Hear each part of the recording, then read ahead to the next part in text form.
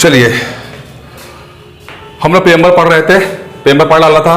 कुछ हमने केसेस भी देख लिए कि कौन कौन से केसेस हैं, बेरूबारी थाना केस और केशवनंदा भारती केस, ठीक है ना। अच्छा, इसमें समझ में आ गया किसने क्या बोला। बेरूबारी में बोला कि संविधान का अंग नहीं है उद्देश्य का, और केशवनंदा ने बोला कि है। फिर हमने कॉन्सेप्ट समझा नॉन जस्टिसेबल का, न्याय योग्य नहीं है।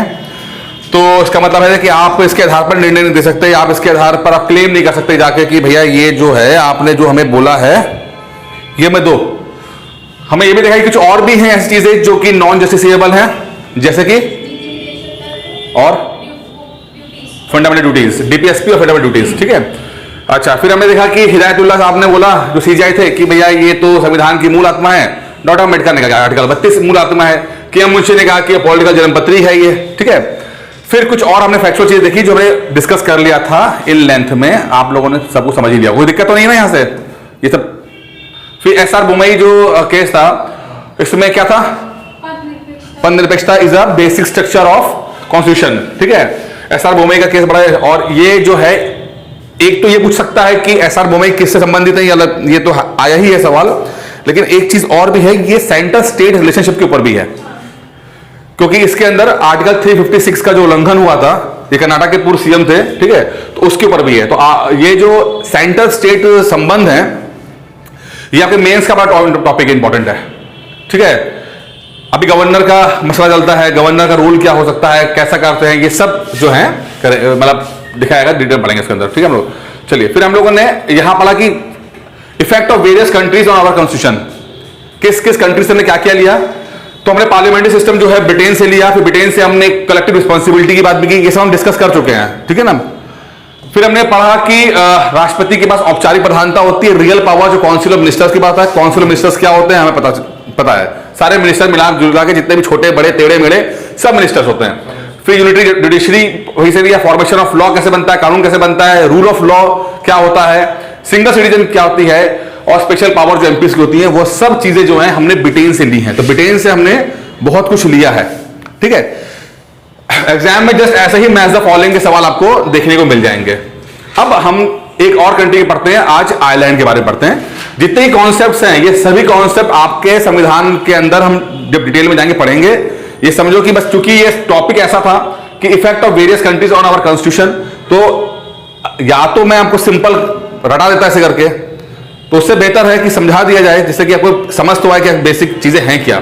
इनको इन डिटेल्स में हम जब संविधान के अंदर और पढ़ेंगे तब और देखेंगे इसको, ठीक है। लेकिन हाँ, एग्जाम में सवाल क्या आएगा, एग्जाम में सवाल आपको मैच द फॉलोइंग वाला देखने को मिल जाएगा इस टॉपिक से। तो आयरलैंड कहां पर है पहले ये बताओ।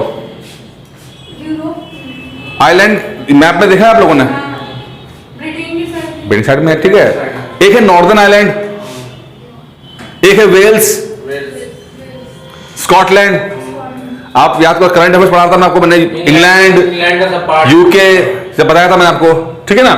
तो आपको बताएंगे आयरलैंड है, अलग कंट्री है, पास में ही है, इंग्लैंड के पास में ही है, ठीक है।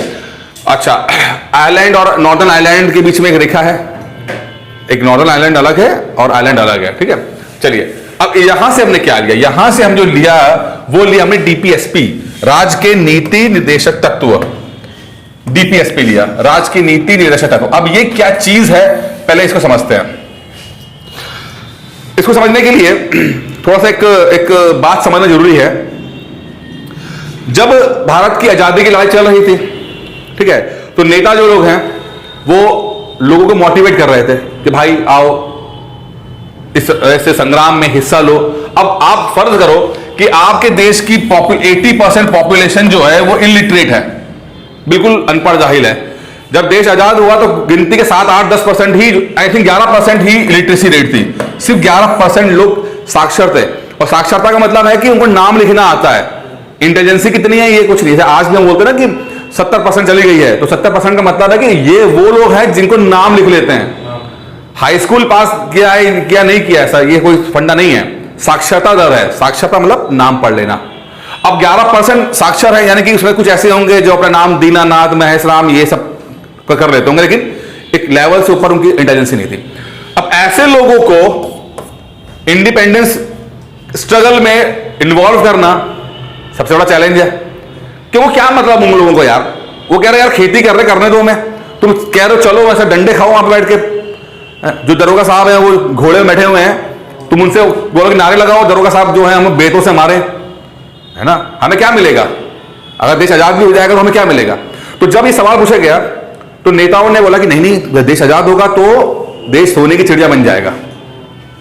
तुम्हें जो लगान जो दे रहे हो वो तुम्हें दूसरा लगान नहीं देना पड़ेगा, लगान में तुम्हारा बच जाएगा। प्रॉमिस करते ना, जब इलेक्शंस होते हैं तो प्रॉमिस किया जाता है कि देखो ये हो जाएगा वो हो जाएगा, जब हम जीत जाएंगे तो सड़क बना देंगे, 15 लाख रुपए डलवा देंगे ना, ये सब बातें होती हैं।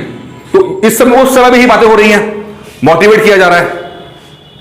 अब मोटिवेशन में लोग आ गए भाई, तो जानते हो जब एक बार लोग मोटिवेट हो जाए तो फिर कुछ भी कर देते हैं।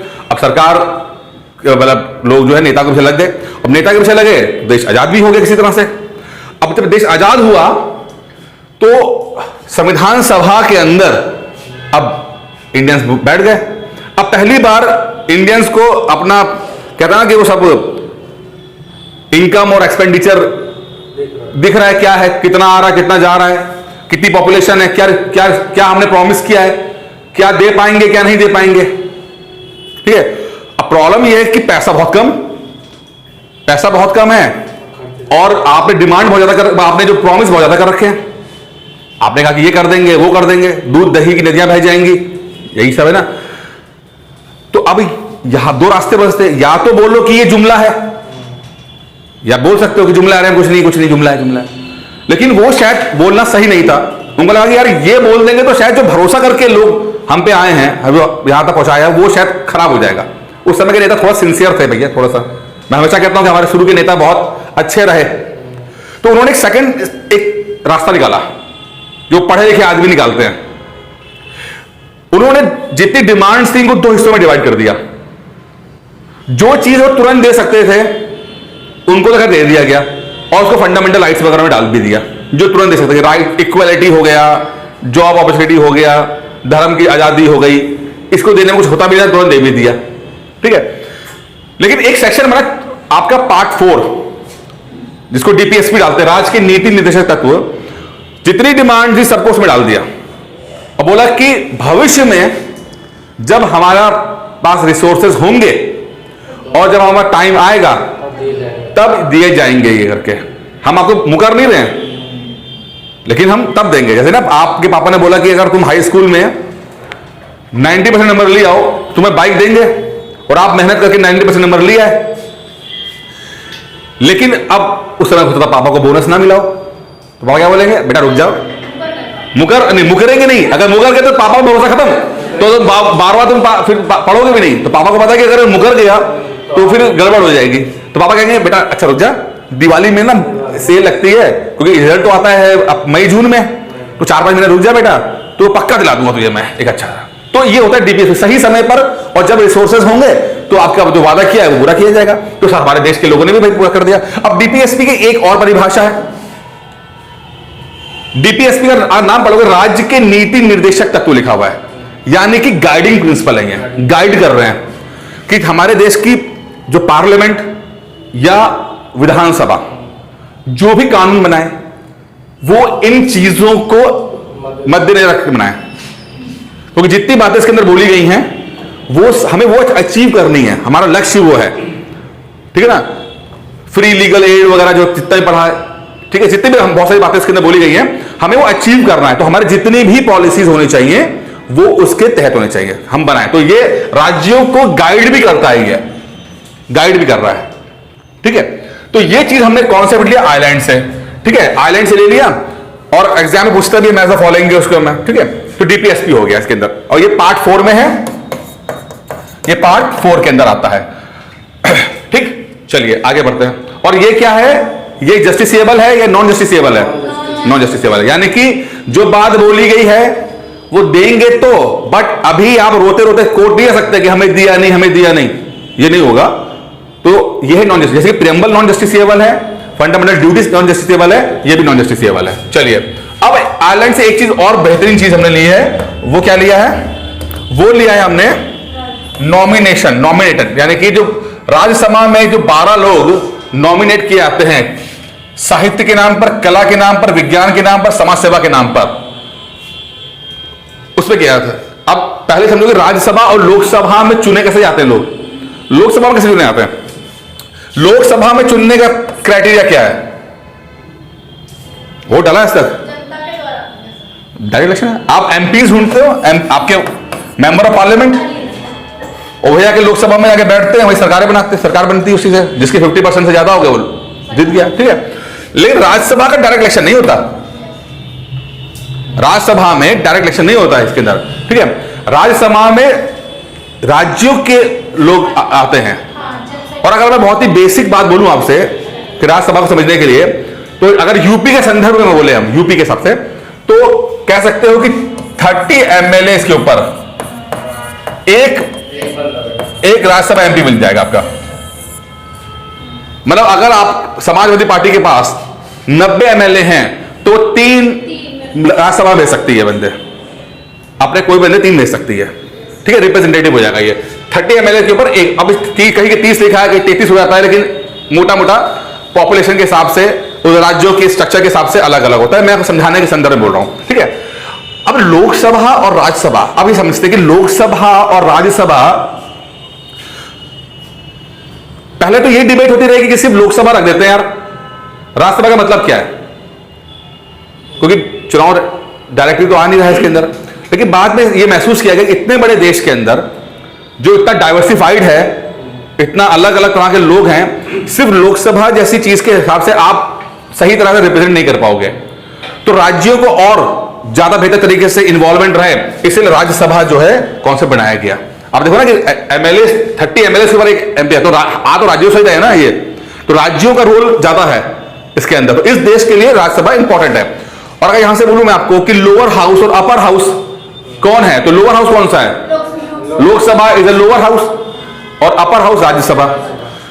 लेकिन पावर लोकसभा में ज्यादा है, राज्यसभा में कम है, ठीक है। अभी और डिटेल पढ़ेंगे, लेकिन अभी समझिए। अच्छा, अब हुआ क्या कि भाई राज्यसभा में कैसे आते हैं तो पता लग गया, लेकिन आप हमारे देश के लोगों को पता था, नेताओं को पता था कि यार कुछ भी हो जाए, हर व्यक्ति जो सक्सेसफुल है वो चुनाव नहीं जीत सकता। चुनाव लड़ना सबके बस की बात नहीं है, चुनाव जीतना सबके बस की बात नहीं है। कितना भी पढ़ा लिखा हो जाए, कुछ भी हो जाए, चुनाव जीतना सबके बस की बात नहीं है। लेकिन उसका अपना एक्सपीरियंस तो है, उसका अपना अनुभव है, उसकी इंटेलिजेंसी है, तो उसको कैसे यूज करेंगे, वो भी तो एक एसेट है हमारे देश का, ठीक है। अब सचिन तेंदुलकर है, दुनिया में सबसे बड़े खिलाड़ी रहे, उनका अपना अनुभव रहा, तो उनका अनुभव तो यूज किया जाए, तो ऐसा कुछ रास्ता निकाला जाए। तो उन्होंने आयरलैंड से लिया एक कॉन्सेप्ट कि राज्यसभा के अंदर 12 लोगों को नॉमिनेट करेंगे राष्ट्रपति जो है, जो कि साहित्य के ऊपर यानी लिटरेचर, कला, आर्ट, साइंस और सोशल वर्क, इनके ऊपर कुछ काम किया हो लोगों ने। ये है, मतलब 4 कैटेगरी दे रखी है, साहित्य, कला, विज्ञान, समाज सेवा पर कुल के 12 लोग जो है नॉमिनेट किए जाएंगे। और कितने समय के लिए किए जाएंगे, 6 साल, 6 इयर्स के लिए किए जाएंगे। चलिए पहले क्वेश्चन को सुनो, वो आता ना, वो रील आती है, पहले भी डिस्कस कर चुका हूं, स्टीव्स का एक अमेरिका का शो आता है, उसमें 2 आदमी खड़े रहते हैं अगल बगल, सवाल पूछते, तुरंत आपको रिप्लाई करना होता है। तो कभी कभी जोश में आके सवाल शुरू करने से पहले लोग रिप्लाई कर देते हैं, बटन दबा देते हैं, तो वो बटन नहीं दबाना है आपको, तो गलत हो जाएगा। अच्छा ये बताओ कि इन लोगों में से ये लोग मिनिस्टर बन सकते हैं कि नहीं बन सकते हैं, मिनिस्टर बन सकते हैं कि नहीं बन सकते हैं, ये बताओ। ये 12 लोग मिनिस्टर बन सकते हैं कि नहीं बन सकते हैं, बन सकते हैं। राज्यसभा का बंदा बन सकता है, कुछ भी बन सकता है, वो प्रधानमंत्री बन सकता है, कोई दिक्कत नहीं है, ठीक है। इसके अंदर वो राष्ट्रपति की नॉमिनेशन की बात कर रहा हूं मैं, ये बन सकते हैं, ठीक है। अभी मैं पूछ रहा हूं आपसे कि राष्ट्रपति के चुनाव में ये पार्टिसिपेट कर सकते हैं कि नहीं कर सकते हैं, नहीं कर सकते। अभी क्यों नहीं कर सकते, हम राष्ट्रपति के टाइम पे पढ़ेंगे इसको, हम क्यों नहीं पढ़ते, अभी फिलहाल समझो, यहां पर समझ लो, ठीक है। चलिए आगे बढ़ते हैं। अब ये राष्ट्रपति का निर्वाचक मंडल आ गया, चलो आ ही गया, इत्तेफाक की बात है। ये भी हमने कहां से लिया है, आयरलैंड से लिया है, राष्ट्रपति का निर्वाचक मंडल, यानी कि राष्ट्रपति को कौन कौन चुनेगा, इलेक्टोरल कॉलेज कौन कौन चुनेगा, कौन कौन चुनता है, राष्ट्रपति को कौन कौन चुनता है, आप डालते हो वोट, आप लोग डालते हो,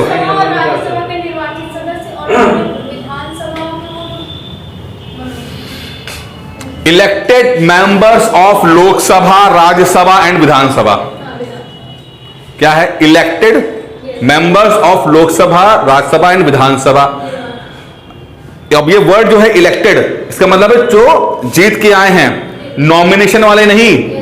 यानी जो राज्यसभा के जो 12 लोग वो, और जो पहले एंग्लो इंडियन हुआ करते थे वो, ये लोग राष्ट्रपति को नहीं दे सकते। इसके पीछे तर्क क्या है कि पता लगा चुनाव होने वाले हैं तो 12 अपने आदमी रख लिए, तो वो चीज ना हो जाए, पर्पस डिफीट ना हो जाए। तो elected members of Lok Sabha, Rajya Sabha और विधानसभा। विधानसभा क्या कहते हैं उसे? लेजिस्लेटिव काउंसिल क्या बोलते हैं? विधान परिषद। विधान परिषद नहीं है विधान परिषद, क्योंकि विधान परिषद 6 राज्यों में है, सब राज्यों में है भी नहीं। Elected members. लेकिन अगर राष्ट्रपति को हटाना होगा, महाभियोग लगाना होगा, तो कौन होगा बताओ? पूरा बताओ ना आंसर। गलत। अगर हटाना होगा तो all members of Lok Sabha and Rajya Sabha. Vidhan Sabha नहीं आएगी, विधानसभा सिर्फ चुनने में आती है। ठीक है, चल तो कहां से लिया हमने? आयरलैंड से ले लिया। क्लियर हो गया यहां तक? चल रहा है आगे? चलिए, बहुत बढ़िया। अब अमेरिका बहादुर से लेते, क्या लेते हैं? अमेरिका बहादुर से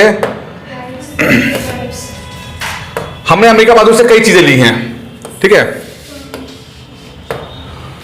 जिसमें फंडामेंटल राइट्स। फंडामेंटल राइट्स क्या होता है? फंडामेंटल राइट्स, हाँ, मूल अधिकार। क्या मतलब? देखिए, अब इंसान पैदा हो गया, ठीक है, शुरुआत में बेसिक नीड्स जो, हाँ, इंसान पैदा तो हो गया, ठीक है। अगर आप थोड़ा स्टडी करोगे तो सिविलाइजेशन के दौर में बहुत ज्यादा राइट्स रही नहीं हैं। जितने भी, अगर आज मॉडर्न टाइम से कंपेयर करें, चाहे एंशिएंट टाइम या मेडिवल टाइम, चाहे कितना भी हम ग्लोरीफाई कर लें किसी भी उसको, अरे कहीं आग लगी होगी, ये आग वाली ना कि एम्बुलेंस है। अच्छा ये बताओ, एम्बुलेंस उल्टा क्यों लिखा होता है आगे जो एम्बुलेंस लिखा होता है? कौन सा मिरर? एम्बुलेंस लिखा होता है, उल्टा लिखा होता है, वो इसलिए कि गाड़ी आगे जो गाड़ी चल रही है अपने रेयर इसमें देखिए एम्बुलेंस लिखा हुआ है। कई जगह पता ही नहीं है, डिब्बा गुल है। चलो कोई बात नहीं। ठीक है, क्या थे हम लोग? सुनो तो बात बढ़ेंगे। अब देखिए, इस पूरे प्रोसेस के अंदर जब से इंसान बने तो राइट्स ज्यादा दिए नहीं गए, बस खाना पीना खाओ और युद्ध लड़ो, राजा के लिए युद्ध लड़ो और जीतो, कब्जा कर लो, बस ही चलता रहा। फिर कुछ ना 1200 के आसपास, अभी पढ़ेंगे जब फंडामेंटल राइट्स, इसमें और डिटेल में, जब थोड़ा सा स्टेबिलिटी आई राजाओं के अंदर थोड़ी सी, तो उनको लगा कि नहीं यार, थोड़ा सा तो हमें कुछ राइट्स देने चाहिए। और पहली बार वहां पे कॉन्सेप्ट आया नेचुरल लॉ का, ठीक है, कि इंसान जो पैदा हो रहा है तो उसको वो कुछ भी हो, इरेस्पेक्टिव वो कहां रह रहा है, कहां नहीं रह रहा है, कैसे पैदा हुआ, उसे कुछ अधिकार होने चाहिए। जैसे कि भाई जिंदा रहने का अधिकार, ठीक है, तो ये तो बेसिक अधिकार है कि नहीं है? कि भाई ऐसा ना हो कि अब जैसे कि भ्रूण हत्या कर दो तुम या कन्या हत्या कर दो, तो ये सब तो नहीं होना चाहिए ना। तो बेसिक अधिकार होना चाहिए। अब यही बेसिक अधिकार धीरे धीरे करते करते जब अमेरिका के संविधान में पहुंचे तो वो बिल ऑफ राइट्स के रूप में आते हैं, और हिंदुस्तान के उसमें आते हैं तो ये फंडामेंटल राइट्स कहलाते हैं। वो नेचुरल राइट जो थे वो चलते जब हिंदुस्तान के संविधान में आए तो उसको हमने फंडामेंटल राइट्स नाम दे दिया, कि ऐसे राइट्स जो बहुत बेसिक हैं, जो इंसान की गरिमा के लिए, जीवन के लिए मतलब होने ही चाहिए, ये होना ही चाहिए, ठीक है, बेसिक। तो हमारे अब बेसिक का मतलब अलग अलग है, हमारे देश के संदर्भ के हिसाब से जो बेसिक होगा वो अलग है। अभी हम बहुत कुछ पढ़ेंगे, फंडामेंटल राइट तो बहुत सारे हैं हमारे देश में, जरूर नहीं कि जो हमारे राइट्स थे वही अमेरिका के राइट्स भी हो फंडामेंटल, उनकी सोसाइटी अलग है, सिस्टम अलग है, ठीक है। लेकिन हमने अपने हमारे देश के हिसाब से जो फंडामेंटल राइट्स होंगे, तो ये कौन से हमने अमेरिका से ले लिया, क्योंकि सबसे पहले अमेरिका के अंदर संविधान लिखा गया, रिटर्न संविधान वहीं का है, ठीक है। तो एग्जाम पूछता भी है कि ये फंडामेंटल राइट्स कहां से लिए हैं, तो अमेरिका से लिए हैं। बिल ऑफ राइट्स जो था वहां से लिया हम लोगों ने। सवाल डायरेक्ट सवाल आता आपको हुआ। चलिए अब अगला देखते हैं।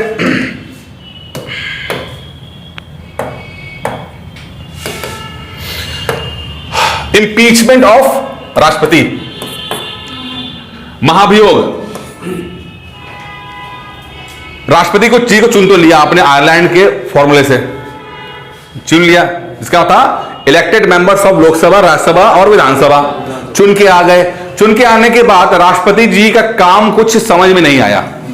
वो पिक्चर कौन सी थी, ओ डार्लिंग, ये इंडिया वाली शाहरुख खान वाली पिक्चर, जिसके अंदर राष्ट्रपति जो है वो ₹1 में देश को बेच रहे हैं। मान लो अगर ऐसे ही हो जाता, कुछ इस तरह का टेढ़ा मेढ़ा राष्ट्रपति बन जाता और प्रधानमंत्री को पकड़ लेता है उसको कि यार ये तो गड़बड़ हो रही है, कौन सा, तब उनको हटाने का क्या प्रोसेस होगा, हटाने का प्रोसेस क्या होगा, उस प्रोसेस को बोलते हैं इंपीचमेंट ऑफ प्रेसिडेंट, यानी कि महाभियोग। राष्ट्रपति को पद से हटाने का प्रोसेस क्या होता है, अब ये डिटेल में पढ़ेंगे जब हम राष्ट्रपति को पढ़ेंगे डिटेल में। अब इसका मतलब समझ लो कि महाभियोग का मतलब है राष्ट्रपति अगर कुछ गलत कर रहा है, गैर संवैधानिक काम कर रहा है, ठीक है, तो उसको हटाने का एक प्रक्रिया है जिसका नाम है इंपीचमेंट या महाभियोग।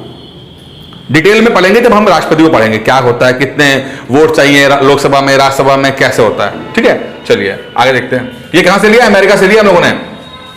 अभी अमेरिका के राष्ट्रपति जो थे डोनाल्ड ट्रंप, पूर्व राष्ट्रपति, तो उनके ऊपर भी इंपीचमेंट आ गया था।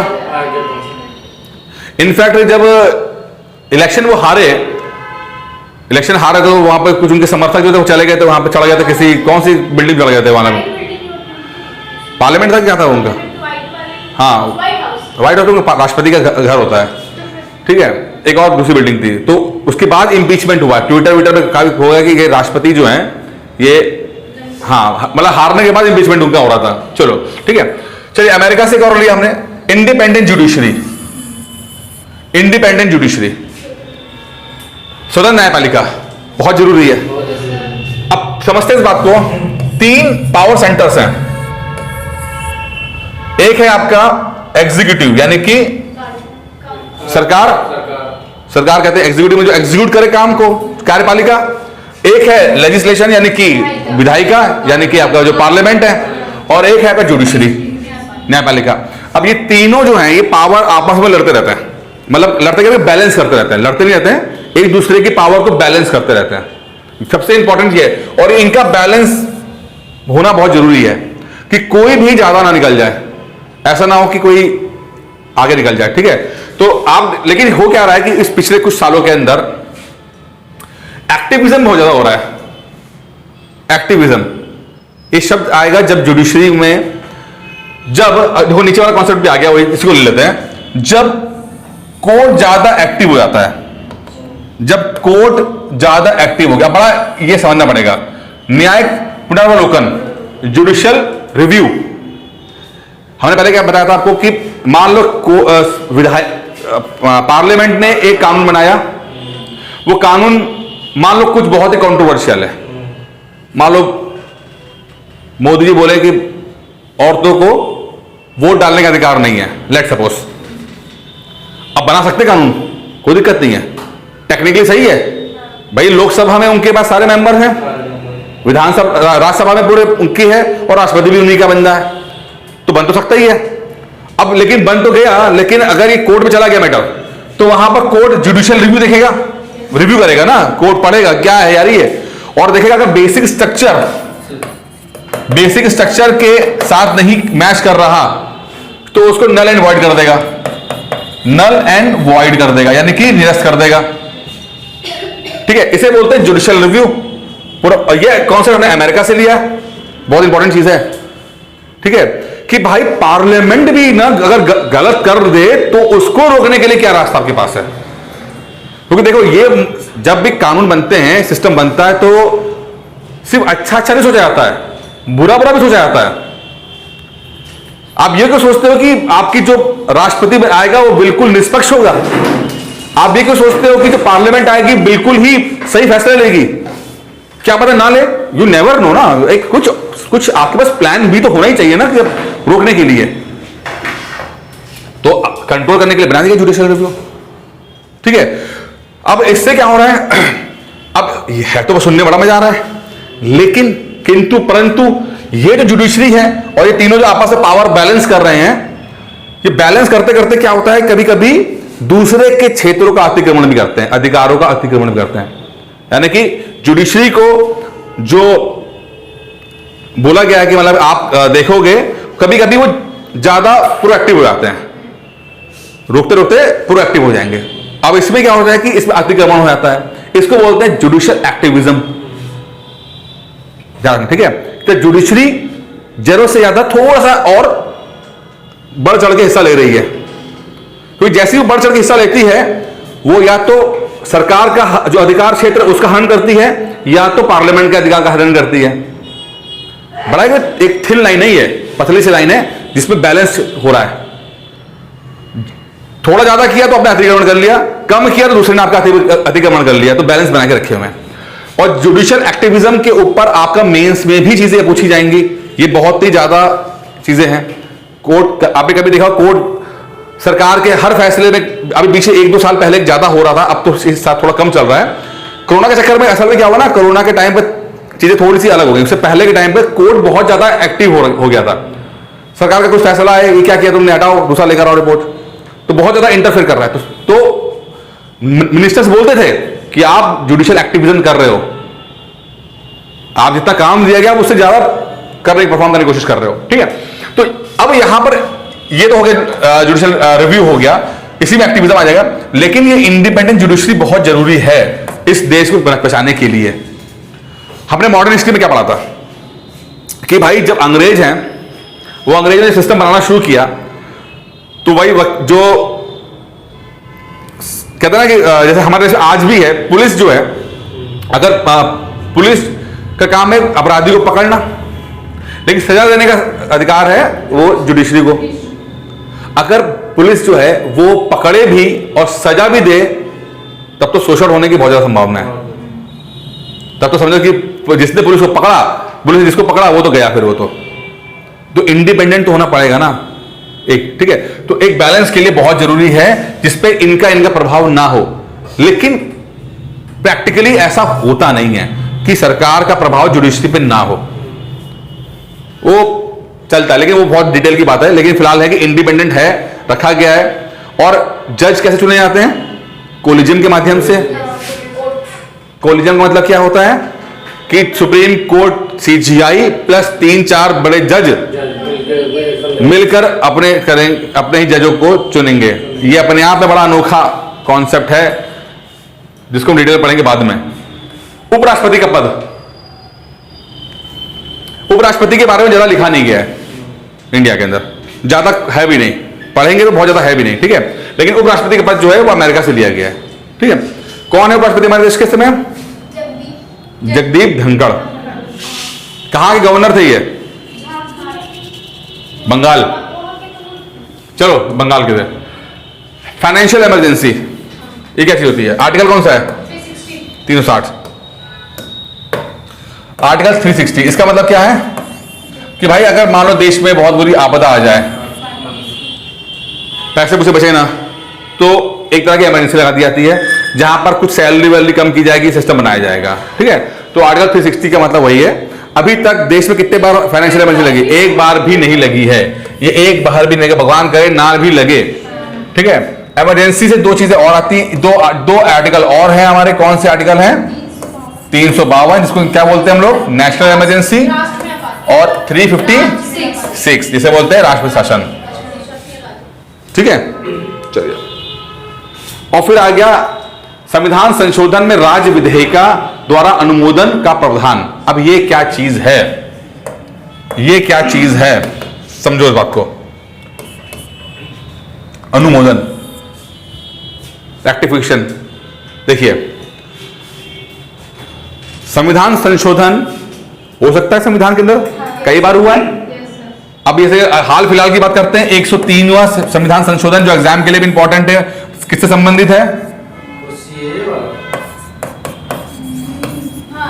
10% सवाल आने वाला एग्जाम में ये, ठीक है। ये अभी जज साहब लोगों ने ये तो दिया था ना, ठीक है। 5 लोगों में जो जज थे वो 3 इसके पक्ष में बोला था, ठीक है। और ये 10% कोटा है ये। चलिए डिटेल पढ़ेंगे बाद में। तो अब क्या था कि हमारे देश में संविधान संशोधन 3 तरह से होते हैं, और इन तीनों को समझने के लिए समझिए कि अगर हल्का फुल्का कोई चीज है, हल्की फुल्की, तो अगर उसमें कुछ संशोधन करना है तो उसके लिए आपको ज्यादा नहीं, लोगों के मात्र 50% बहुमत चाहिए आपको। पार्लियामेंट में 50% बहुमत चाहिए। इसको बोलते हैं हम सिंपल मेजोरिटी। सिंपल, ठीक है, सिंपल मेजॉरिटी चाहिए आपको 50%, यानी कि जितने लोग हैं उसे 50%, ठीक है। एक आता है स्पेशल मेजॉरिटी,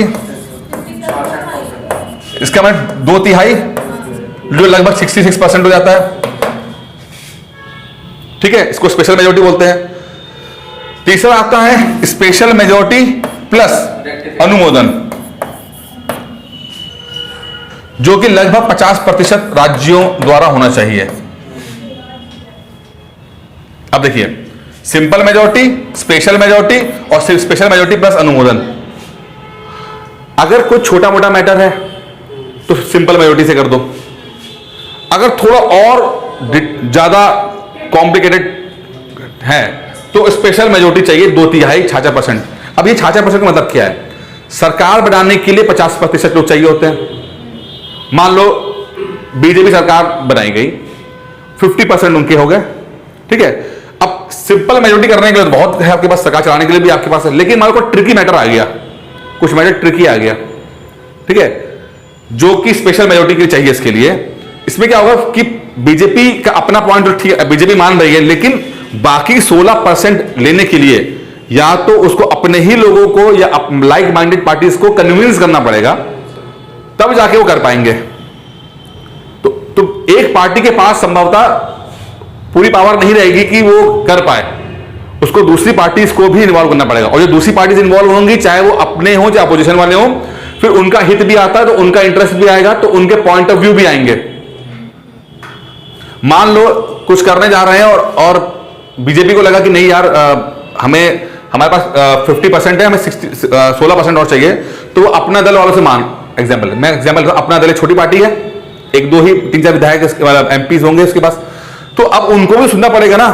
तो अपना दल वाले भी तो कुछ कह सकते हैं कि हाँ देखो सर जी, आप जो बोल रहे हो ठीक है, लेकिन मेरा पॉइंट ऑफ व्यू है, क्योंकि वो अपने वोट बैंक को रिप्रेजेंट कर रहे हैं, तो वो अपना पॉइंट ऑफ व्यू डालेंगे। तो इसमें क्या होगा?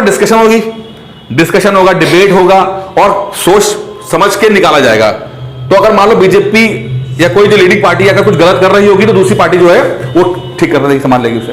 तो सिर्फ कॉन्सेप्ट ये है कि जब ज्यादा लोग बनाएंगे, इस प्रोसेस में हिस्सा लेंगे, तो ज्यादा बेहतर चीजें निकल के आएंगी। कि मान लो क्या एक पार्टी अगर अपना एजेंडा चला रही है या गलत कर रही है, तो कम से कम कुछ रोकने के लिए कुछ तो होना चाहिए ना हमारे पास। हल्के फुल्के काम के तो दे दिया उन्होंने, सिंपल मेजॉरिटी कर दी, लेकिन अगर थोड़ा ट्रिकी। अब इसका एक स्टेप और ले लो, इसी के स्पेशल मेजॉरिटी प्लस अनुमोदन। ये क्या मतलब है कि सेंटर स्टेट संबंध, यानी कि ऐसे मैटर जो सेंटर और स्टेटों को संबंधों को इन्फ्लुएंस करें, ऐसे मैटर जो सेंटर और स्टेट के संबंधों को, अगर उसमें कुछ संशोधन कर रहे हो, तो आपको स्पेशल मेजॉरिटी प्लस 50% स्टेटों से अनुमोदन कराना पड़ेगा, तभी वो चल पाएगा। तो ऐसे मैटर कैसे हो गए? जैसे अभी हाल फिलहाल में आया था जीएसटी। अब जीएसटी जो है वो टैक्स संबंधी मैटर है, सेंटर स्टेट के बीच में डिस्ट्रीब्यूशन कैसे होगा, ठीक है। तो जब जीएसटी का कानून पहले पास हुआ आपका पार्लियामेंट में 66%, 2/3 मतों से स्पेशल मेजॉरिटी, उसके बाद राज्यों में गया, राज्यों ने भी अपने अनुमोदन किया, तो 50% से ज्यादा राज्यों ने अनुमोदित किया उसे, तब जाके जीएसटी लागू हो पाया। अब मान लो यही बोला जाए कि राष्ट्रपति साहब की जो इलेक्टोरल कॉलेज है, यानी कि निवासक मंडल है, उसमें कुछ छेड़छाड़ हो, मतलब ज्यादा कर दिया जाए, कम कर दिया, जो भी कर दिया जाए। जैसे अभी मैंने पढ़ा कि elected members of Lok Sabha, Rajya Sabha, Vidhan Sabha, उसकी जगह बोल दिया all members of Lok Sabha, Rajya Sabha, Vidhan Sabha. तो अब ऐसा बिल अगर लाते हैं कि ऑल मेंबर्स, तब क्या होगा? तो भी यही होगा, स्पेशल मेजॉरिटी प्लस अनुमोदन होगा। क्यों? क्योंकि वो सेंटर स्टेट संबंधों को इन्फ्लुएंस कर रहा है ना, सेंटर स्टेट संबंधों को, क्योंकि राष्ट्रपति राज्यों को और सेंटर को दोनों को के लिए इंपॉर्टेंट हो जाता है। सुप्रीम कोर्ट की पावर समझ लो कि अगर हो, सुप्रीम कोर्ट के कुछ करना हो, क्लियर हो रहा है? चलिए अब आ गया अगला,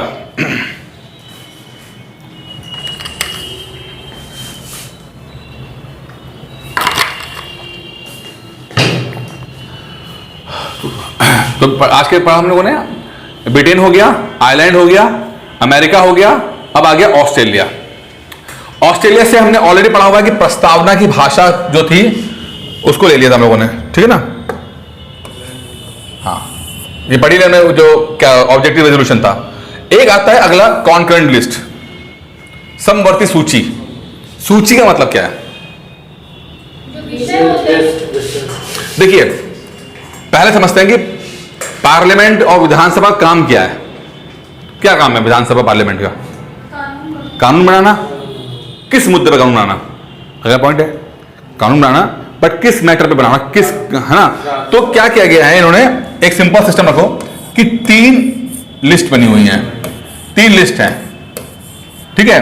पहली लिस्ट को बोला जाता है यूनियन लिस्ट, तीसरी वाली को बोला जाता है स्टेट लिस्ट, और एक बीच कॉन्करेंट लिस्ट।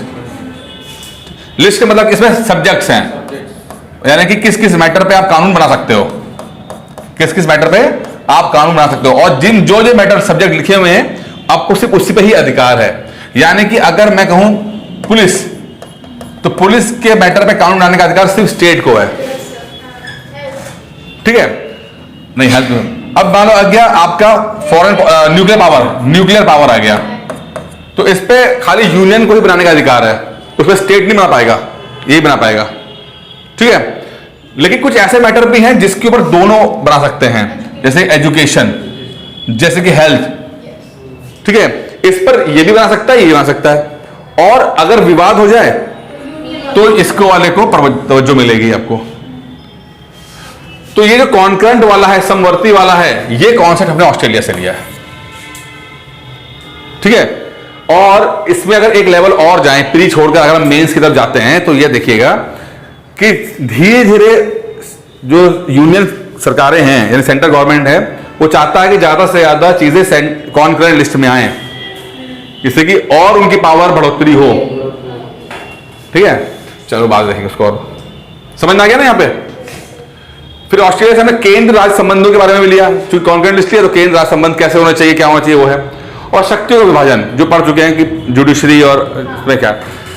हमारे देश में ना एक चीज और है कि सेपरेशन ऑफ पावर बोलते हैं हम लोग, separation of power, decentralisation of power, शक्तियों का विकेंद्रीकरण। ये इंपॉर्टेंट क्यों है? क्योंकि सारा कॉन्सेप्ट जो है ना हमारे देश का, वो इसी पे है, शक्तियों का विकेंद्रीकरण करने में।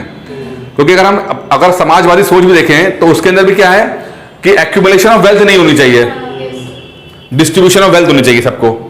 तो यहां पर भी देखो कि शक्तियों का विभाजन, क्योंकि अगर सारी शक्तियां एक व्यक्ति के पास आ गई तो सुपर पावर बन जाएगा। फिर तो वो अच्छा हुआ तो बहुत अच्छी बात है, लेकिन बुरा हुआ तो फिर तो बहुत बुरा हो जाएगा। तो आदमी क्या करता है, सोचता अच्छा नहीं सोचता है, वो सोचता बुरा सोचता है, कहते यार ऐसा करो कि शक्तियों को डिवाइड कर दो, जिससे कोई भी आदमी कभी इतना पावरफुल ना हो। तो भले ही जो है तरक्की थोड़ी स्लो हो जाए, कोई दिक्कत नहीं है, लेकिन ऐसा ना हो कि हिटलर जैसा बंदा बैठ जाए तो फिर बैंड ही बजाते फिर। इसीलिए सुप्रीम कोर्ट को अलग पावर दी गई है, स्टेट्स को अलग पावर दी गई है, यहां तक कि आपका पंचायत और म्युनिसिपैलिटी तक में वही कॉन्सेप्ट है, डिसेंट्रलाइजेशन ऑफ पावर, कि पावर को डिसेंट्रलाइज किया जाए, ठीक है। ऑस्ट्रेलिया हो गया। तो खासकर कॉन्करेंट लिस्ट एग्जाम में आपका कॉन्करेंट लिस्ट समवर्ती सूची पूछा जाता है एग्जाम में, सबसे इंपॉर्टेंट यही है। फिर आ गया कनाडा। कनाडा में संघीय शासन, फेडरल सिस्टम, यानी कि सेंटर स्टेट वाला सिस्टम है, ठीक है। तो वहां पर भी राज्य हैं, तो जो संबंध है किस तरह से फेडरल शासन प्रणाली होगी, सेंटर होगा, स्टेट होगा, यूनियन होंगे, उसका सिस्टम कनाडा से लिया गया है।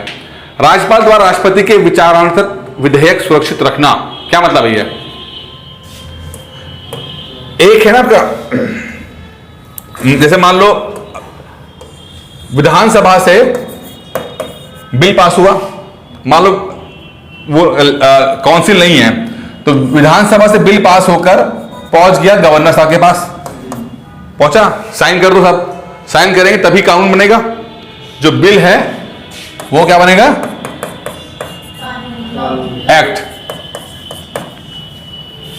तो कभी भी अगर आप पढ़ो, जब आप पढ़ना कभी में, तो अगर लिखा आया फला बिल 2021, तो इसका मतलब है कि अभी ये बनने की प्रोसेस में है। और अगर आ जाए फला चीज एक्ट 2022, तो मतलब कानून बन चुका है। तो बिल बनेगा, इसका मतलब है कि अभी फर्रा जो है वो खाली पहुंच रहा है, सिस्टम चल रहा है, और एक्ट का मतलब राष्ट्रपति साइन कर दिया है। अब बिल जो बनाया गया, बिल तो आपका पेश हो गया, ठीक है, विधानसभा से पास भी हो गया, चलो अच्छी बात है, विधानसभा से पास हो गया, विधानसभा से पास हो गया, गवर्नर के पास पहुंचा। अब गवर्नर को लगा कि यार कुछ तो गड़बड़ है, ठीक है, गवर्नर को लग रहा है कि कुछ तो गड़बड़ है। अब गवर्नर चाहे तो वापस कर सकता है या साइन कर सकता है, लेकिन गवर्नर ने कहा कि यार एक काम करते हैं, राष्ट्रपति जी से परमिशन वो ले लेते हैं, राष्ट्रपति जी क्या बोलते हैं, ठीक है। तो राष्ट्रपति के विचार के लिए विधेयक को सुरक्षित रख लिया जेब में। अब कभी कहीं कहीं इसको पॉकेट वीटो भी कहते हैं, जेब में डाल दिया। अब हमारे संविधान में कोई रूल नहीं है कितने समय के लिए डाल लिया, अगर वो संविधान संशोधन बिल नहीं है तो कोई दिक्कत नहीं, डाला हुआ है, नॉर्मल बिल है तो ठीक है। तो ये चीजें होती हैं कि थोड़ा सा प्रोसेस को स्लो कर देना भी होता है स्ट्रेटेजिकली। कैसे नहीं, बहुत जल्दी कानून बन रहा है, कम डिबेट में कानून बन गया। तो ये जब ये कानून बनाए जाते हैं, इसीलिए कानून बनाए जाते हैं तो थोड़ा सोच समझ के बनाए जाते हैं कि हमेशा पॉजिटिव एस्पेक्ट में देखो, कभी कभी नेगेटिव भी सोच के चलना चाहिए। गाड़ी वही चलती आती है, मतलब बढ़िया तरीके से, इसमें ब्रेक भी होता है, इसमें ब्रेक नहीं है तो कभी गाड़ी चलेगी भी नहीं, क्योंकि जब ब्रेक है तभी तो कंट्रोल है ना हमारे पास, तभी हम गाड़ी को 40 पे 50 पे 60 पे चला लेते हैं कि हमें पता ब्रेक है। अगर मान लो जिस दिन आपके पास गाड़ी में ब्रेक ना हो, अपनी गाड़ी को 10 किलोमीटर नहीं चला पाओगे आगे 10 स्पीड से, क्योंकि पास रुकने के तो है नहीं। तो ये रुकने के हैं कि मान लो कुछ जरूरत से ज्यादा हो रहा है तो कुछ सिस्टम रहना चाहिए। तो ये कॉन्सेप्ट कहां से लिया गया है? कनाडा से लिया गया। और कनाडा के ऊपर ज्योग्राफी का सवाल पूछ लूं मैं आपसे, तो कनाडा और अमेरिका के बीच को जो डिवाइड कर रही है रेखा, वो कौन सी रेखा है? पढ़ा है तुम ना, ये मुंह मत बनाया करो ना, जब रिवीजन नहीं करोगे तो कुछ नहीं पता लगेगा ना, ठीक है ना। जब रिवीजन नहीं करोगे तो फिर आओगे और जाओगे, इनकमिंग और आउटगोइंग होती रहेगी, कोई फायदा नहीं है क्लासेस अटेंड करने का, क्योंकि मैं पढ़ा चुका हूं आपको, जब समझ आता मैंने कि 49 डिग्री पैरेलल क्लास में थी नहीं, पता तुम नहीं थे। अब क्या है, अब आपको यहां पे लिख लो अब लोग कि south Korea, north Korea, America, Canada, ठीक है, इन दोनों के बारे में आपको पता होना चाहिए। ज्योग्राफी के टॉपिक उस दिन पढ़ाया था मैंने आप लोगों को, ठीक है। एग्जाम में डायरेक्ट सवाल आते हैं। और लगे हाथों में वो बताया था मैंने आपको कि जो अमेरिका और कनाडा के बॉर्डर के ऊपर जो झील हैं, 5 झीलें हैं, तो कौन सी झील जो है वो बॉर्डर पे है, आधी उधर आधी इधर, और कौन सी जो सिर्फ अमेरिका के अंदर है। ये सवाल आए हुए सवाल हैं, चाहे मिशिगन हो, चाहे ईरी हो, चाहे दूसरी सुपीरियर हो, ठीक है ना। ये सब आपको पता होना चाहिए। तो इस टॉपिक को आप लोगों को खत्म कराया हुआ है, तो प्लीज इसको पढ़ो, ये सवाल बहुत डायरेक्ट सवाल हैं। अब बात करते हैं आगे एक और बवाल की, जिसके कारण संभवतः देश की आजादी में लड़ाई हुई और बंटवारे का एक मैटर रहा ही है, सशक्त केंद्र। अब सशक्त केंद्र का मतलब क्या है? सशक्त केंद्र, स्ट्रॉन्ग सेंटर, इसका मतलब क्या है?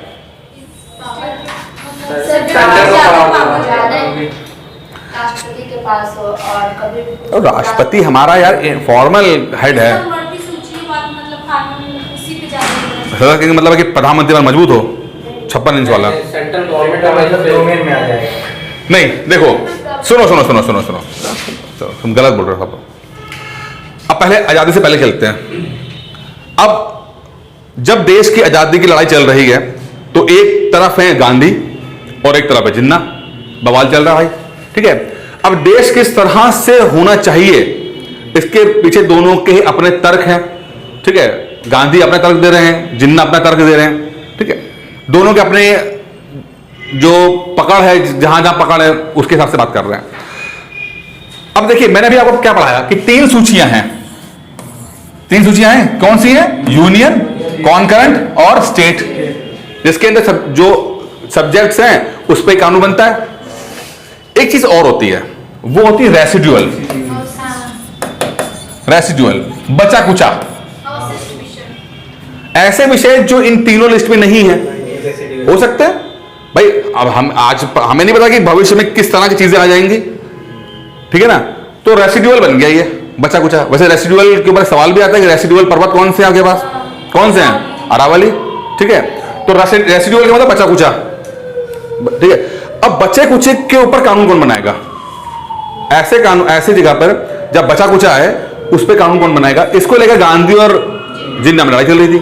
गांधी बोल रहे थे कि भैया सशक्त केंद्र होना चाहिए, केंद्र से, क्योंकि इतनी डाइवर्सिटी है, उस डाइवर्सिटी को कंट्रोल करने के लिए हमारे पास एक सेंटर मजबूत होना चाहिए जो पकड़ के रखे, ठीक है, पॉइंट, ठीक है।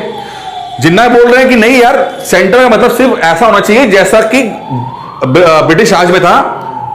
अब यहां पर समझना पड़ेगा कि जब 1857 में जब क्रांति आई, ठीक है, उसके बाद उस समय क्या था कि आधे हिस्से में ब्रिटिशर का डायरेक्ट कंट्रोल था, जिसे हमने कहा ब्रिटिश इंडिया, और जो बचा कुचा रह गया उसको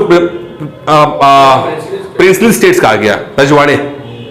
तो जो डायरेक्ट कंट्रोल वाले थे तो वहां पर तो डायरेक्ट कंट्रोल चल रहा था उनका, लेकिन जो प्रिंसली स्टेट रजवाड़े थे उसमें इनडायरेक्ट कंट्रोल था, यानी कि रजवाड़े अपना काम कर रहे हैं बट जो मेन मुद्दे थे उसके ऊपर अंग्रेजों का ही अपना कंट्रोल था। तो जिन्ना बोल रहे थे कि ऐसा करो कि राज्यों को तो मजबूत दे दो, बना दो, राज्य अपना हिसाब से वो कानून बनाए, उनकी ऑटोनॉमस रहे, ऑटोनॉमी रहे उनके अंदर, जैसी परिस्थितियां हो वैसे कानून बना दें, ठीक है।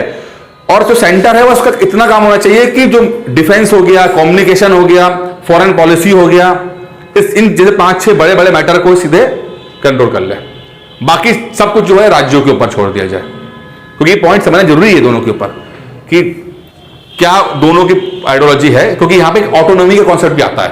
ऑटोनॉमी सुना आपने कभी? ऑटोनॉमी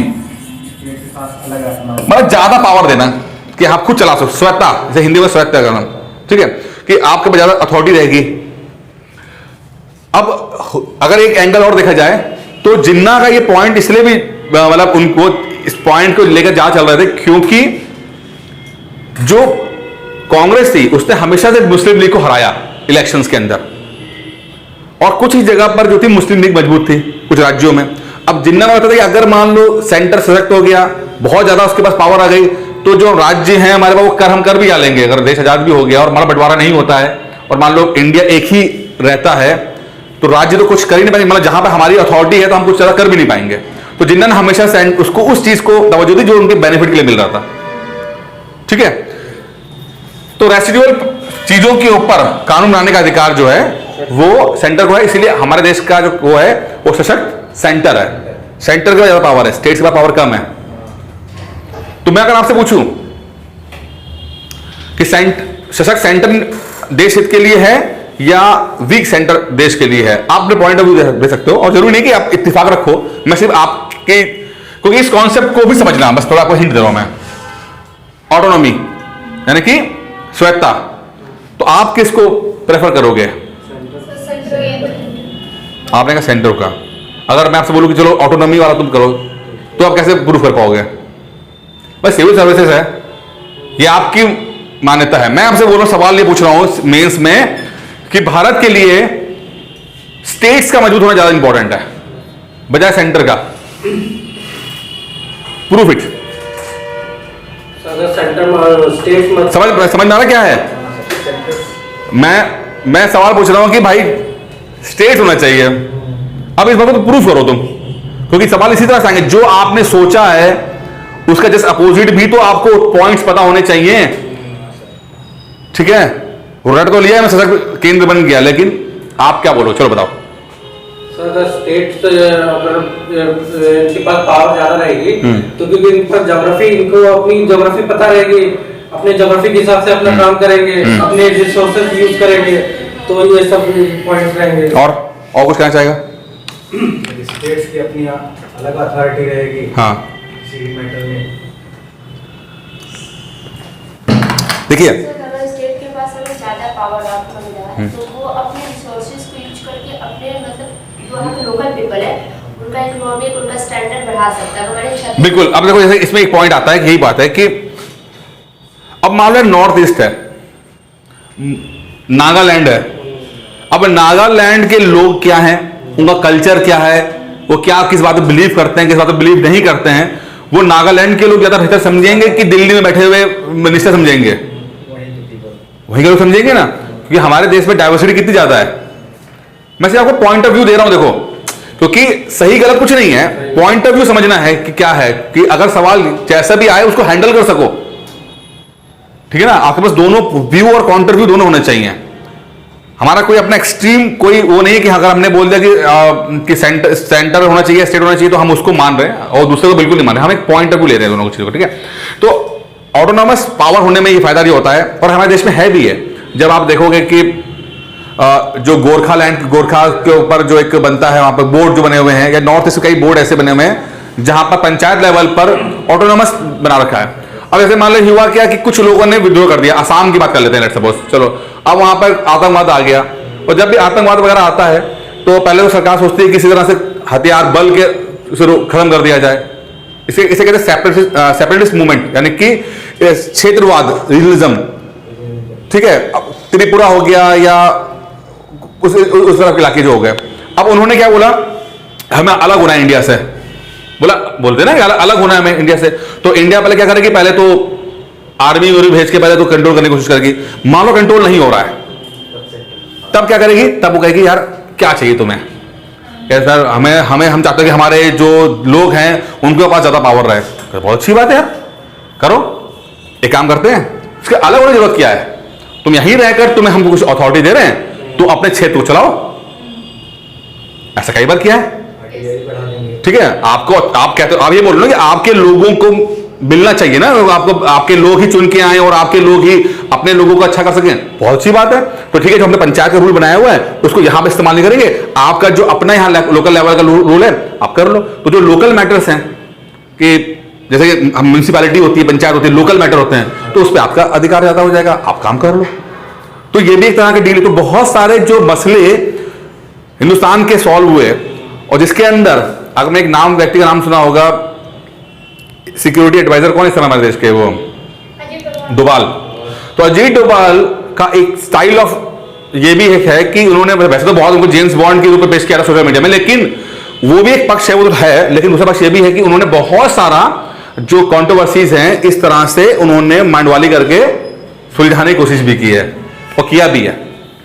तो ये भी अच्छा रास्ता है कि भाई जो ज्यादा प्रॉब्लम कर रहे हैं उनको ज्यादा ऑटोनॉमी दे दी गई, चलो भाई। जब इधर घर में लड़के की शादी हुई, और जैसी शादी हुई तो बोला कि नहीं हम अलग रहेंगे, अलग जा रहे हैं, अलग जाएंगे। तो पापा क्या बोलेंगे, बेटा तुम्हें क्या आ रहा है, अलग जाने क्या जरूरत है, अलग घर में रहने की, तुम ऊपर वाला कमरा है, ऊपर वाला किचन है, तुम वही रहो, खाओ पियो, अलग जाने की जरूरत क्या है। तो मैटर सॉल्व हो गया नहीं हो गया, तो कुछ मैटर सॉल्व कर दिया यहाँ पर, ठीक है।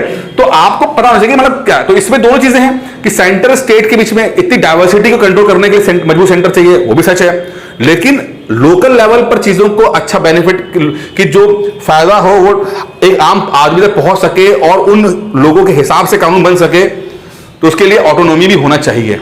इसीलिए जो कॉन्सेप्ट आया आपका पंचायत, इसलिए बड़े इंपॉर्टेंट हो जाते हैं, क्योंकि ना पंचायत वहां पे, इसलिए पंचायत मतलब जब एमपी एमएलए के इलेक्शन तो चलो कम प्रभावित करते हैं एमपी वाले, लेकिन जो पंचायत के इलेक्शन ज्यादा प्रभावित करते हैं आम लोगों पे, बिल्कुल, क्योंकि वही लोग ग्रास रूट लेवल पे पहुंच रहे हैं, डायरेक्ट वही पहुंच रहे हैं, डायरेक्ट डेमोक्रेसी तो वही है, ठीक है। चलिए हो गया कनेक्ट। अब आगे जापान से लिया, according to the procedure established by law. क्या भैया, क्या मतलब क्या, according to the procedure established, article 21 के वर्णित विधि द्वारा स्थापित प्रक्रिया, according to the procedures established by law. भाई देखो, कोई भी काम के लिए एक सिस्टम बनाना पड़ता है, प्रोसीजर बनाया गया है जो कानून द्वारा बनाया जाएगा, मतलब कानून द्वारा एक कोई प्रोसीजर बनाया जाएगा, उसके तहत ही काम होगा।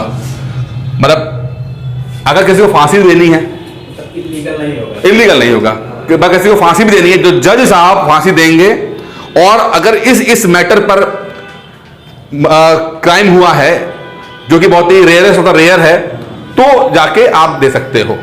तो एक सिस्टम बनाया गया, तो इसको बोलते हैं according to the procedure established by law, कि कोई अपनी मर्जी का मालिक नहीं है, हर चीज जो कानून द्वारा एस्टैब्लिश की गई प्रोसीजर बनाया गया, मतलब किसी का नियुक्ति भी हो रही है, वो नियुक्ति भी कानून के द्वारा जो सिस्टम बनाई उसके हिसाब से हो रही है, अपनी मर्जी से नहीं हो रही है।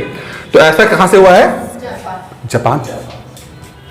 एक ही चीज लिया हमने जापान से, ठीक है। जापान से भी, जापान में अभी एक शिंजो एबे मार दी गई, गोली मार दी गई, सवाल आने का शिंजो एबे के ऊपर, ठीक है। तो पूर्व प्रधानमंत्री थे वहां के शिंजो एबे, तो ध्यान रखना इस बात। पढ़ा सुना तुम लोगों ने शिंजो एबे? नहीं पढ़ा, पेपर नहीं पढ़ती हो, पढ़ो पेपर। फिर आगे साउथ अफ्रीका, अमेंडमेंट प्रोसेस, संविधान का संशोधन करने की प्रोसेस क्या रहेगा, कैसे किस तरह, जो हमने पढ़ा पूरा भी कि सिंपल मेजोरिटी, स्पेशल मेजोरिटी जो भी होगा वो सब हम साउथ अफ्रीका से लेकर आए हम लोग, ठीक है। सीधे मैच द फॉलोइंग वाला सवाल नहीं है, अभी डिटेल में हम और पढ़ेंगे, लेकिन सीधे यहां पर देख लो। रूस से फंडामेंटल ड्यूटीज ले ली, कौन सा आर्टिकल है?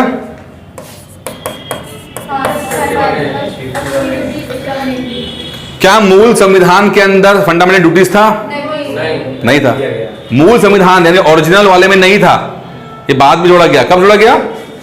42वें संविधान संशोधन 1976 में, जब इंदिरा गांधी ने इमरजेंसी लगा दी और स्टूडेंट जो है सब सड़क पे आ रखे हैं। स्टूडेंट बोल रहे हैं कि हमें स्कूल फीस कम करो। संपूर्ण क्रांति, नाम सुना संपूर्ण क्रांति का?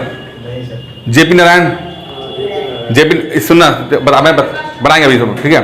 जयप्रकाश नारायण, जेपी नारायण खड़े हो गए, मतलब समझ लो कि एक 70-75 साल का आदमी वो लीड कर रहा है और पीछे 20-20 साल के लड़के खड़े हो रखे हैं। अगर आप 2011 का अन्ना मूवमेंट देखोगे सेम है, जो लीडर है वो 70 साल का और वो गाइड कर रहा है और पीछे खड़े होने वाले लोग 20 साल के लोग, ठीक है। सेम संपूर्ण क्रांति में हुआ।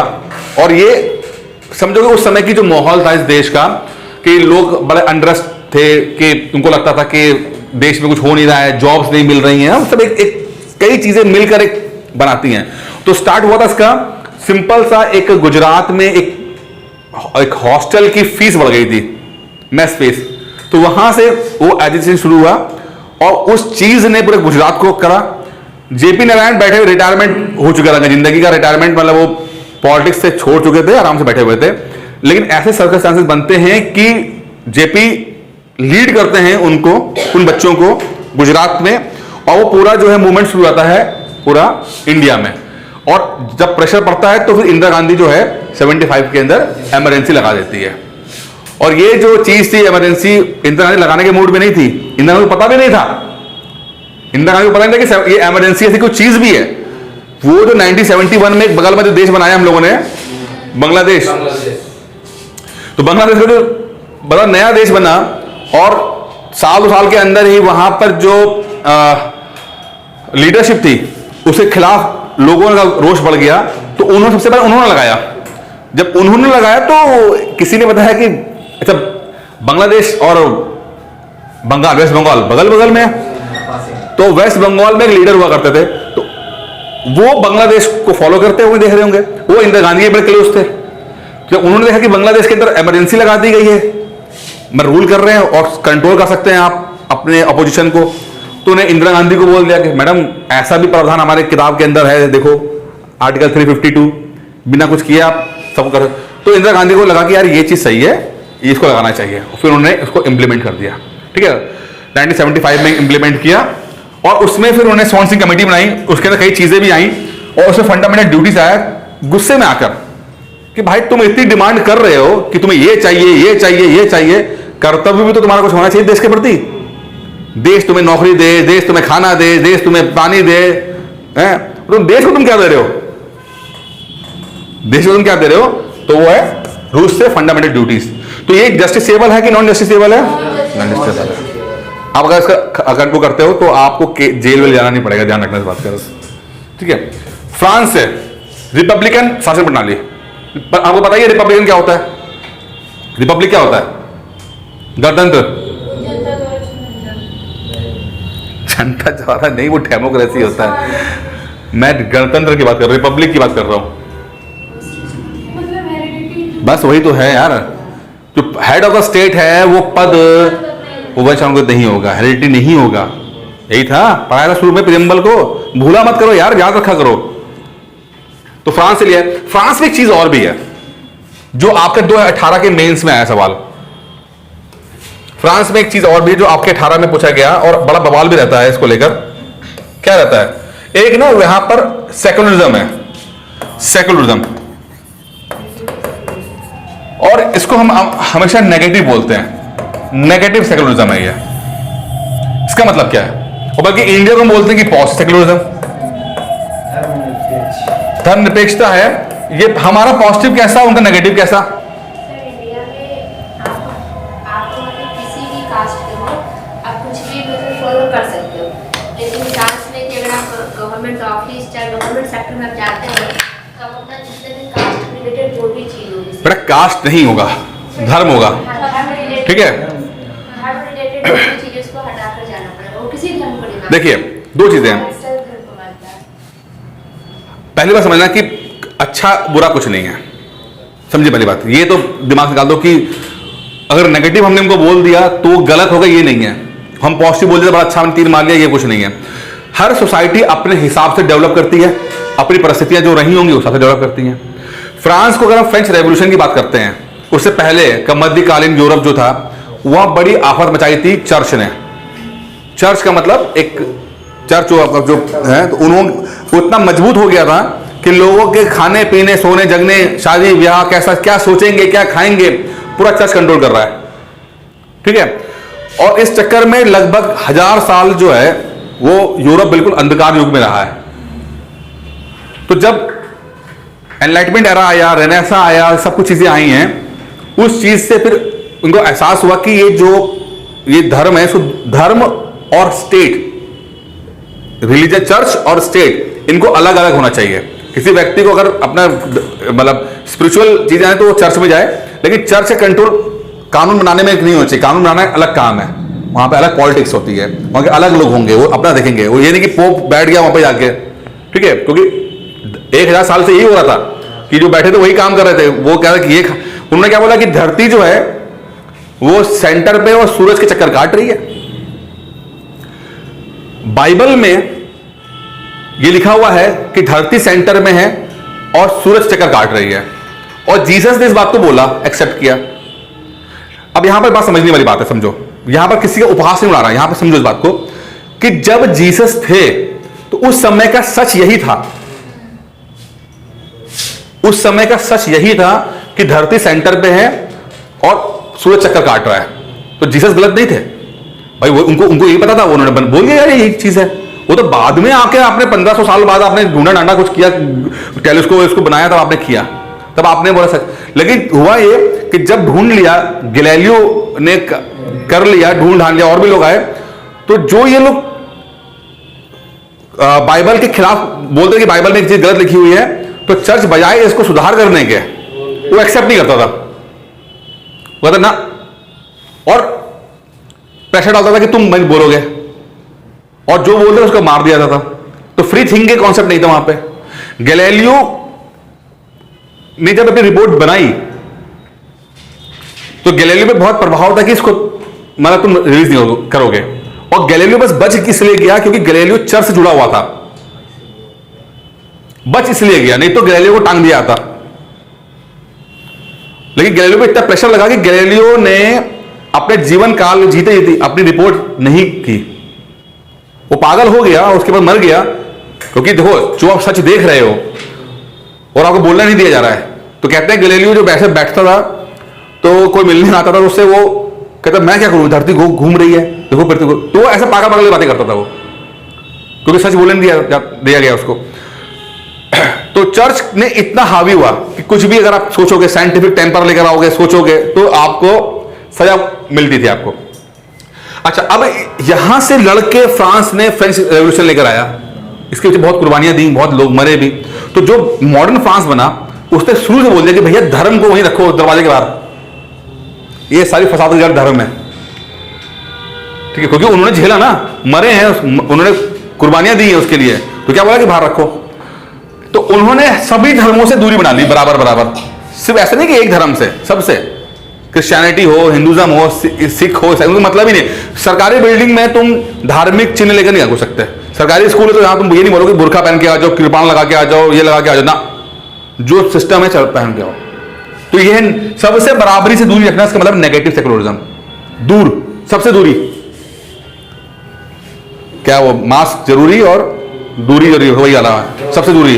कोरोना में हम लोग भी दूर हुए ना बराबर, चाहे कितना भी घनिष्ठ हमारा पापा मम्मी क्यों ना हो, जब बचने की बात आई तो सबसे दूर, कोई भाई बंदी नहीं, कोई पापा मम्मी नहीं, सबसे दूर, ठीक है ये। लेकिन इंडिया का कॉन्सेप्ट अलग है, इंडिया की परवरिश ही अलग तरह से हुई है, इंडिया बना ही अलग तरीके से है।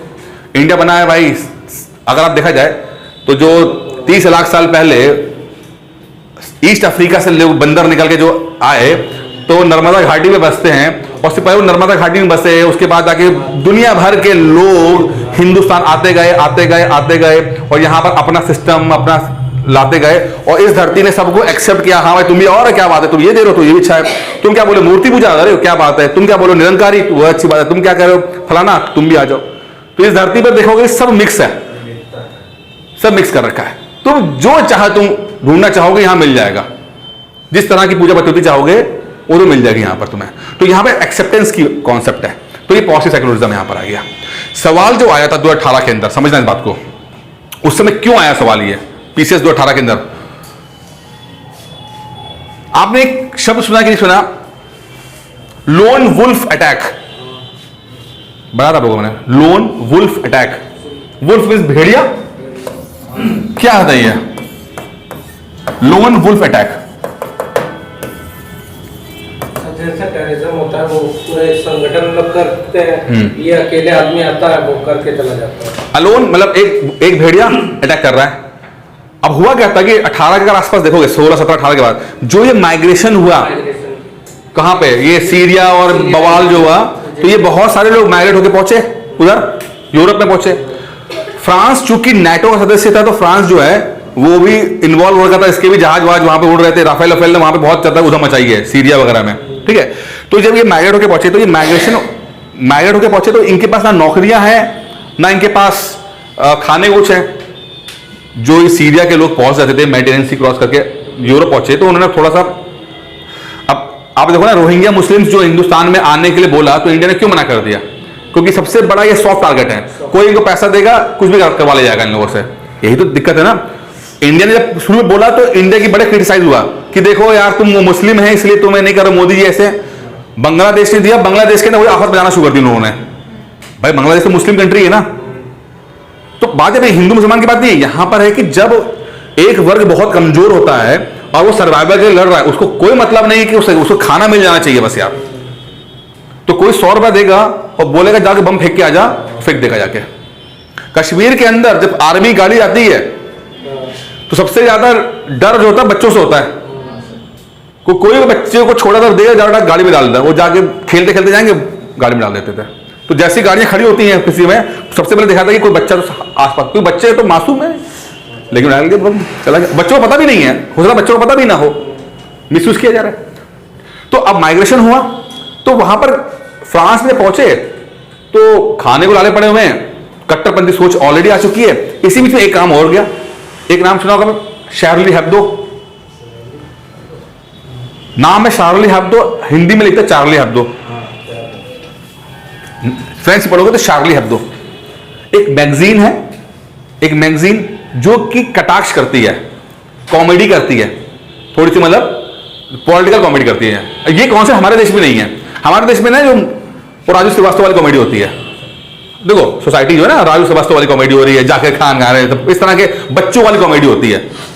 यूथ वाला आप देखो ना कॉमिक्सतान, वो पढ़ा वो हंसाने के लिए गाली देते हो, हंसते हे करके। मैं सोचा यार ये क्या है, अगर कोई लड़की गाली दे रही है तो वो कॉमेडी बन जाएगी।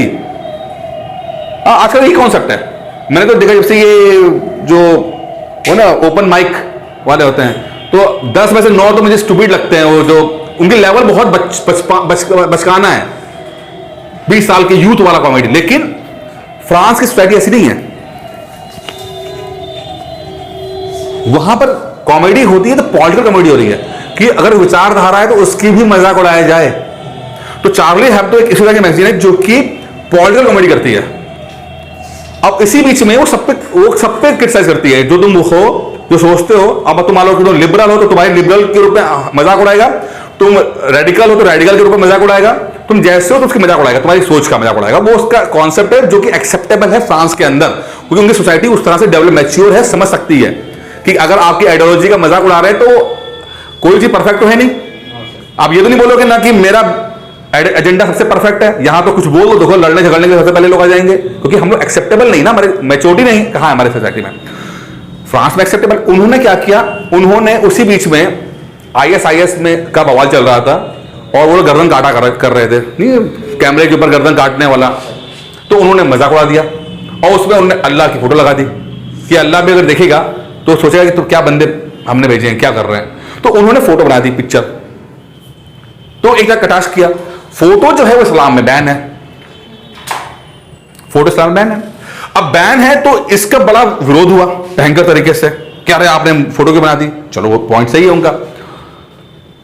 शार्ली एब्दो ने मना कर दिया कि हम माफी तो मांगेंगे नहीं, चाहे कुछ हो जाए, क्योंकि हमारा देश हम नहीं मांग रहे।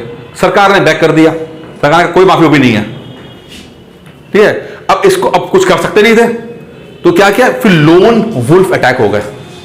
एक बंदा बैठा हुआ है, अब गाड़ी ट्रक लिया हुआ, ट्रक ड्राइवर है, जाकर लोग पार्टी कर रहे हैं, जाकर ट्रक चढ़ा दिया, 40 लोग मर गए उसके अंदर। ऐसे अटैक बहुत हुए। लोग जा रहे हैं, कोई प्रोफेसर है, प्रोफेसर साहब कुछ थोड़ा सा लिबरल सोच रखते होंगे, कोई बंदा क्या गर्दन काट दी प्रोफेसर साहब के। तो इसे बोलते हैं लोन वुल्फ अटैक, जब एक व्यक्ति अटैक कर दे रहा है, रेडिकल होकर फंडामेंटलिस्ट होकर अटैक कर रहा है, ठीक है। अब ये जो घटनाएं घटी, ये बहुत ज्यादा घटनाएं घटती हैं, और उसी बीच में ये क्वेश्चन आ गया कि भाई फ्रांस की सोसाइटी हमारे देश से क्या सीख सकती है। हाँ, हमारे देश से ये सीख सकती है कि हर धर्मों की आप इज्जत करो, उनकी आइडियोलॉजी, उनकी सोच, उनकी जो भी कॉन्सेप्ट है। अगर भाई बोला गया है कि अल्लाह की फोटो नहीं लगती तो यार मत लगाओ ना, मान लो, एक्सेप्ट कर लो, क्या दिक्कत है, यही है ना। तो ये चीज आंसर में लिखनी चाहिए थी, ठीक है। तो ये हमने कहां से ली है, फ्रांस से, ठीक है। अब आगे जर्मनी का क्या है, जर्मनी के इमरजेंसी प्रावधान आ गए। वीमर कॉन्स्टिट्यूशन जो आया था, जो कि जब 1919 का जो बना, उसके बाद संविधान बना, तो उसमें तो किस तरह से इमरजेंसी लगेगी, तो 3 तरह की इमरजेंसी मानी है। आर्टिकल 52, 56, 60। 52 में मतलब नेशनल इमरजेंसी, जब युद्ध की स्थिति होगी तो लगा देंगे, और जब संविधान का खतरा होगा राज्यों में तो राष्ट्रीय शासन लगा देंगे, और तीसरा फाइनेंशियल वाली, उसको डिटेल में पढ़ लेंगे, लेकिन फिलहाल जर्मनी से आया हुआ है, ठीक है। और बचा कुचा क्या है, भारत शासन 935, जिसमें लगभग 250 अनुच्छेदों को लिया गया। इसका मतलब क्या है, अब आपको ना व्हाट्सएप पे एक मैसेज मिलेगा, भारत का संविधान कट कॉपी पेस्ट है। ये जब अमूमन ये किसी एक खास वर्ग को टारगेट करते समय बनते हैं, ठीक है। कोई भी हमारे नेताओं ने कुछ ऐसे कुछ नहीं किया, खासकर डॉक्टर अंबेडकर को ट्राई करते हुए करते हैं, कुछ नहीं किया, ठीक है। अरे भैया ये अब हवा से टपक के थोड़ी ना आते, ये संविधान ये सब बने थे कि अपने आप रातों रात कॉपी पेस्ट कर लेना, कॉपी पेस्ट करने के दिमाग चाहिए। बात ये है कि जो ये अगर आप हिस्ट्री पढ़ोगे तो 250 ये अनुच्छेद हैं, इन सब के लिए एफर्ट किया गया 200-300 साल, तब जाके अंग्रेजों ने अपने आप नहीं दे दिया, पकड़ा दिया, कुछ ले लो, खुशी खुशी ले लो। तो उनके लिए नहीं, इस तक पहुंचने के लिए भी अगर आप हिस्ट्री पढ़ोगे तो रेगुलेटरी एक्ट से शुरू करोगे अपना ना, किस किस तरह, तो 200 साल लगे हैं यहां तक। अंग्रेजों के लिए लड़ा है, हमने डिमांड्स की लड़ाई लड़ी है, और अंग्रेजों ने थोड़ा वक्त में दिया है, तो हमने कुर्बानियां दी हैं, तब जाके ये सब मिला। तो ये सब अंग्रेजों ने अपने आप नहीं दिया, ये सब हमारा लिया हुआ, पाया हुआ है, कमाया हुआ है। मतलब बैंक में आप जाओ और अगर आप अपना ही पैसा निकालने जाओ तो बैंक का क्या, अभी तो पैसा नहीं है, तो कितना गुस्सा लगेगा आपको। आप नहीं बोलोगे यार मेरा पैसा है वापस करो, ठीक है। तो ये आपके ही थे जो अपने स्ट्रगल करके जमा किए थे, ठीक है। तो हमेशा अपने देश के पुराने नेताओं की तारीफ करना भाई। आप भले ही किसी भी आइडियोलॉजी से आते हो, कुछ भी मानते हो, लेकिन हाँ मैं अभी भी कह रहा हूं, कुल मिला के ओवरऑल जो 1947 से पहले के नेता थे वो उन्होंने अच्छा इंटेंशन थे, कुछ ऊपर नहीं हो सकता है, कुछ पसंद करो ना पसंद करो अलग बात है, लेकिन ओवरऑल बढ़िया है। और इस आपके सिविल सर्विसेज के लिए भी बहुत बढ़िया है, क्योंकि आप नेगेटिव एटीट्यूड के साथ सिविल सर्विसेज नहीं क्रैक कर पाओगे। आप नेगेटिव एटीट्यूड के साथ नहीं कर पाओगे, आपको पॉजिटिव होना पड़ेगा, आपके आंसर्स में पॉजिटिविटी होनी चाहिए, प्रॉब्लम सॉल्विंग एटीट्यूड होना चाहिए। सवाल जब आए तो सवाल कुछ भी पूछा जाए तो आखिरी जो लाइन हो वो आपका फॉरवर्ड लुकिंग लाइन हो, कि आप क्या कर सकते हो, भले पूछा ना गया हो, एक लाइन में लिख के दिखा दो।